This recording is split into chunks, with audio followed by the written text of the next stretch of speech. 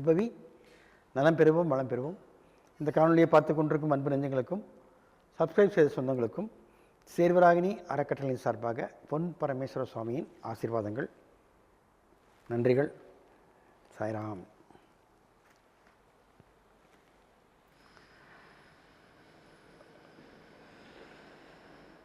நமது சுவாச காற்றில் அடங்கி இருக்கும் ரகசியங்கள்னு தலைப்பு கொடுத்துருக்காங்க.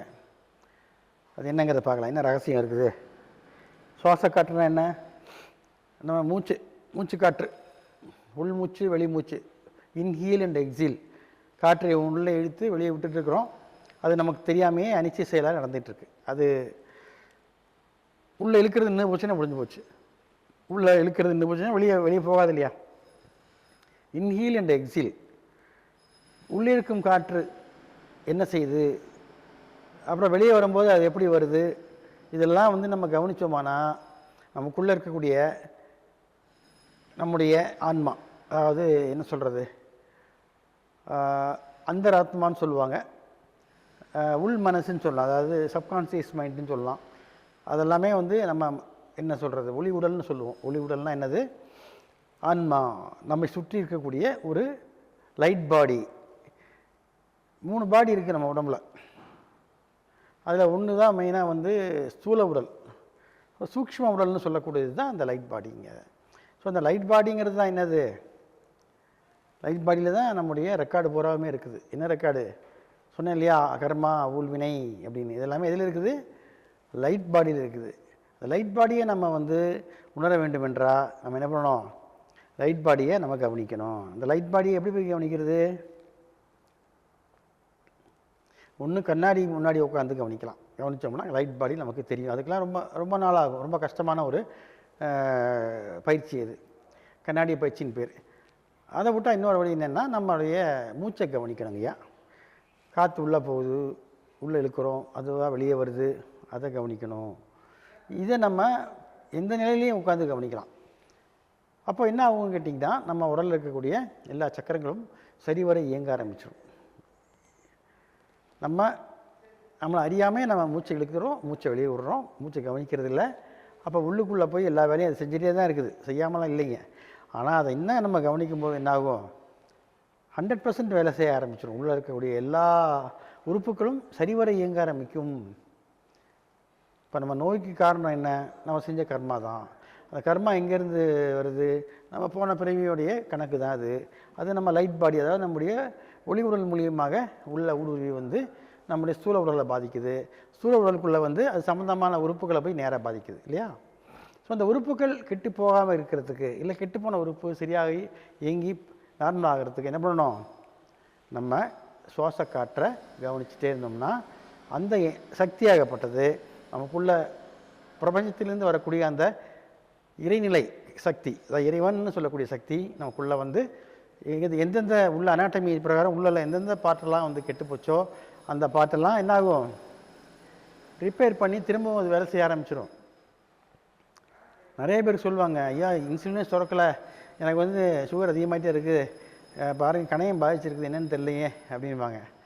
பரவாயில்ல, நீங்கள் இதை செய்யுங்க, முதல்ல கவனிங்க. உங்களுடைய மூச்சை கவனிச்சிங்கன்னா அந்த இறைநிலை, அந்த சக்தியாகப்பட்டது நேராக உள்ளே போய் என்ன செய்யும்? அந்த உறுப்பை சரி செய்து இன்சுலின் சுரக்க வைக்கும். பொய்யல்ல, நிஜம். நிறைய பேர் நடந்திருக்குது. மருந்து மாத்திரை சாப்பிட்டு தான் அதெல்லாம் சரி பண்ணணும் அவசியமே இல்லைங்க. அது நம்மளால் ஏற்படுத்திக்கிட்டோம். பழக்க தோஷம். 2வது நம்முடைய பிறவியின் அம்சம். அது இல்லை, எல்லாத்துக்கு மேலே நம்ம வளர்ந்த விதம். ஸோ இந்த நாம் வைத்தியத்தில் மாத்திரை மருந்துகளுக்கு அடிமையாகாமல் நமது சூட்சும உடலை இயக்க தெரிந்து கொள்ள வேண்டும். அப்படின்னா எப்படி இயக்கிறது? வண்டியை ஸ்டார்ட் பண்ணி கீரை போட்டு சரிங்க பிடிச்சி சுற்றினா இயங்குமா? இயங்காது. அது சாதாரணமாக நம்ம ஓட்டக்கூடிய ஒரு மோட்டார் வாகனம். நம்ம உடம்புங்கிற மோட்டார் வாகனத்தை எப்படி இயக்கிறது? அப்படி காற்று தான் கவனிக்கணும். நம்ம மூச்சு காற்றை, சுவாசத்தை கவனித்தோமானால் நமக்குள்ள என்ன கிடைக்கும்? எல்லாமே கிடைக்கும். பரம்பொருளே நீ தான். உனக்குள்ளே இருக்கக்கூடிய அந்த பரம்பொருளை உன்னால் கவனிக்க முடியும், பார்க்க முடியும், பேச முடியும். எல்லாத்துக்கும் மேலே என்ன, உனக்கு தேவையானதெல்லாம் அந்தந்த நேரத்துக்கு உண்டான என்ன தேவையோ அது கூட கரெக்டாக கிடைக்கும். அப்போ நம்ம என்ன பண்ணுறோம், நம்ம அதை கவனிக்கிறதே இல்லையே. நம்ம பிறந்த உடனே உள்ளுக்குள்ளே நுரையீரலும் இதயமும் ஃபங்க்ஷன் ஆக ஆரம்பிச்சிருச்சு. லேப்டாப் லேப்டாப் லேப்டாப்னு காற்றும் சோ ஹம் சோ ஹம்.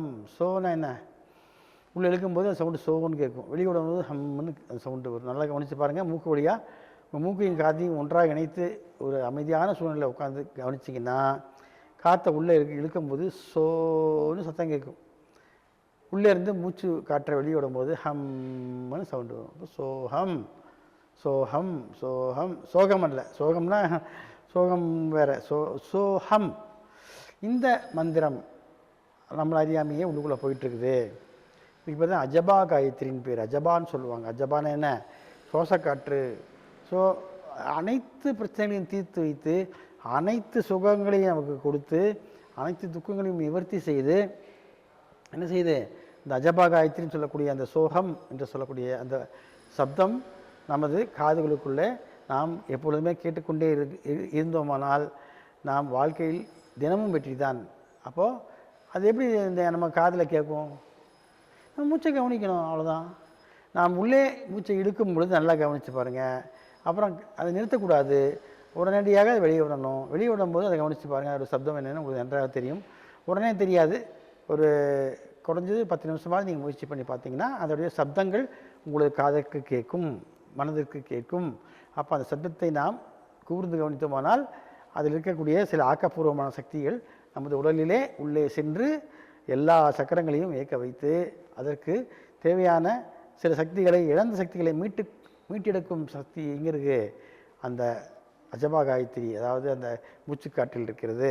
அப்போ அந்த சோகம் என்று சொல்லக்கூடிய அந்த மந்திரம் மனசுக்குள்ளே நாம் சொன்னாலும் சரி, உள்ளே இருக்கும்போது வெளியே விடும்போது ஹம், இல்லைன்னா நீங்கள் கவனிச்சிக்கிட்டா அந்த சப்தம் உங்களுக்கு அது கேட்கும். அப்போ இந்த அஜபா காயத்ரின்னு சொல்லக்கூடிய இந்த உள் சுவாசம் வெளி சுவாசத்தின் ஓசையை நாம் ரொம்பவும் கவனமாக கவனித்தோமானால் நம் வாழ்க்கையிலே என்ன பண்ணலாம், வெற்றி மேல் வெற்றி பெறலாம். எல்லாத்துக்கு மேலே வசிய சக்தி ஏற்படும். நாம் சொல்வதை அனைவரும் கேட்பார்கள். ஆகவே நல்லது மட்டுமே சொல்லுங்கள், நல்லது மட்டுமே செய்யுங்கள். யாரையும் சபிப்பதோ அல்லது கெடுதலாக சொல்லுவதோ வேண்டாம். அது திரும்ப உங்களுக்கே திரும்பி வந்து சேரும். தன்வினை தன்னை சுடும் அப்படின்னு சொல்லுவாங்க. ஆகவே இந்த யுக்தியை பயன்படுத்தி வாழ்க்கையில் முன்னேறி கொள்ளுங்கள். ஆனால் நேரம் நன்றாக இருக்கும் பொழுது உங்களால் நன்றாகவே நல்லதே நீங்கள் நினைப்பீங்க, நல்லதே செய்வீங்க. ஆனால் நேரம் உங்களுக்கு செய்யலை என்றால் உங்கள் அறியாமையில் அந்த சக்தியை தவறான வழிக்கு பயன்படுத்துவீங்க. யாராவது ஒருத்தரை சாபம் விடுவதற்காகவோ இல்லது ஒருத்தரை திட்டுவதற்காகவோ நீங்கள் பயன்படுத்தக்கூடிய அந்த வார்த்தைகள் அவர்களை அழித்தது மட்டும் இல்லாமல் உங்களையும் அழிக்கும். எப்பொழுது மெதுவாக, ஸ்லோ பாய்சனிங் மாதிரி. ஆகவே மக்களே, மூச்சை கவனிங்கள். வாழ்க்கையிலே பல வெற்றிகளை அடைந்து மேலும் மேலும் உயர்ந்து கொண்டே சென்று பிறவியற்ற நிலைக்கு செல்ல முயற்சி செய்யுங்கள் என்று சொல்லிக்கொண்டு நிறைவுறுகிறேன். மீண்டும் சந்திப்போம். சாய்ராம்.